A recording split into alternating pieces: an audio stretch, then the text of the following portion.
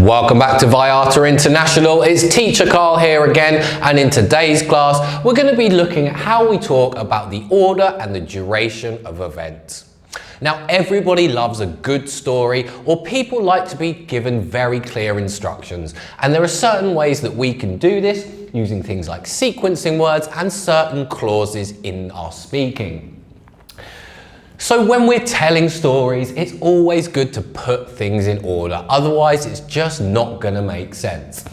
If you think about it, you tell stories all day, every day, from things such as just talking about what you did last weekend with your friends, or maybe you would like to discuss how a job interview went, or potentially there is some information about your family that you just need to tell some people.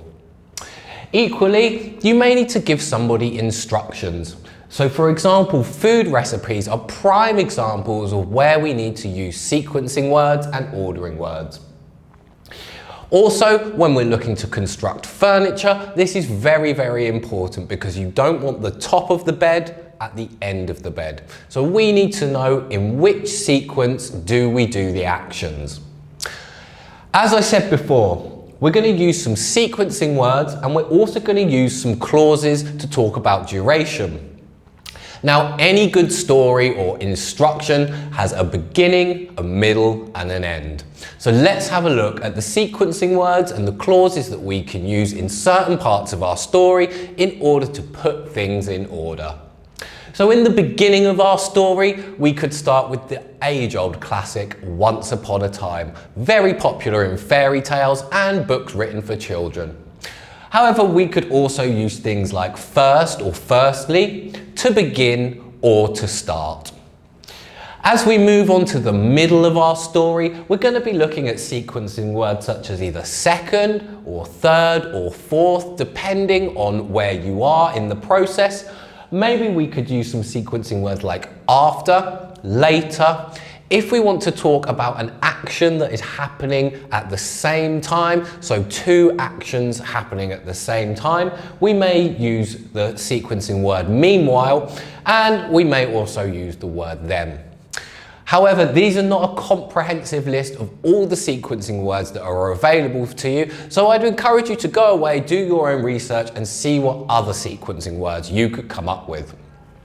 Sometimes in a story you might have an interruption, something unexpected happens.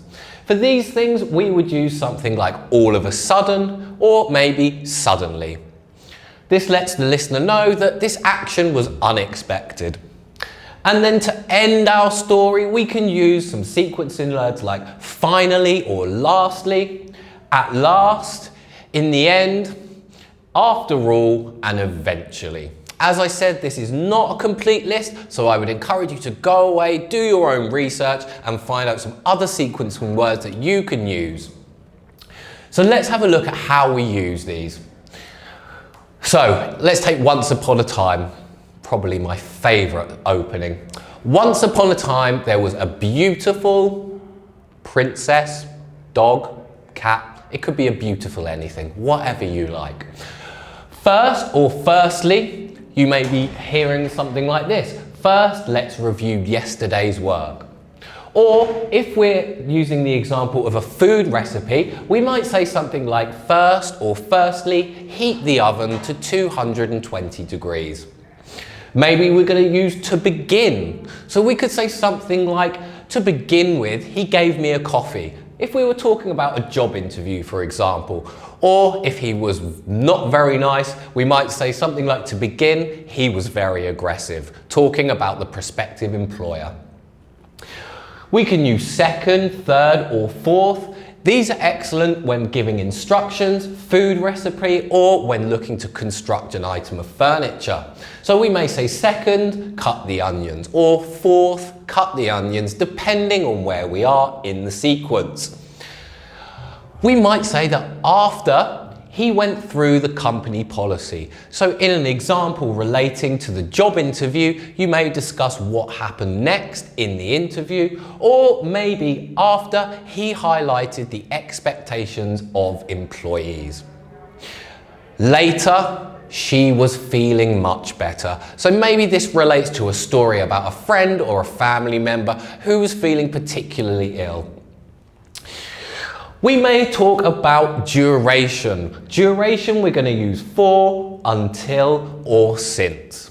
So I might say, given an instruction, I might say to cook the onions until they are brown. He was underwater for 6 minutes. That doesn't sound very good. And then let's have a look at an interruption. He was underwater for 6 minutes when suddenly a shark attacked. Not very good. It's not good news. And then moving on to the end of our story or our instructions, we're going to use things like finally, and finally the princess lived happily ever after. Eventually, if we're talking about the job interview, we could say, and eventually the interview finished. And in the end, everything was fine. This is a very good mantra in which to live your life. It will help you stop worrying because it's true, correct? In the end, everything is always fine. So that concludes our quick look at talking about the order and duration of events. If you have any comments, leave them in the section below. I love to read them, and I will see you in the next class.